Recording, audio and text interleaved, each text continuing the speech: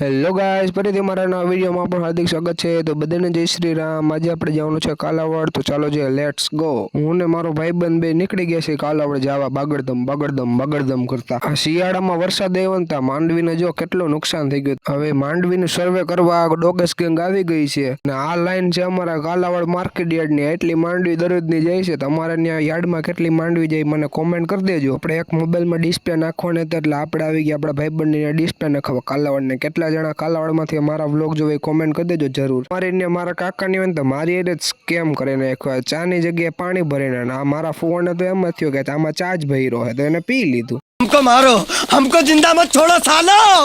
हम कोई मंदिर का घंटा है कि कोई भी आके बजा जाता है।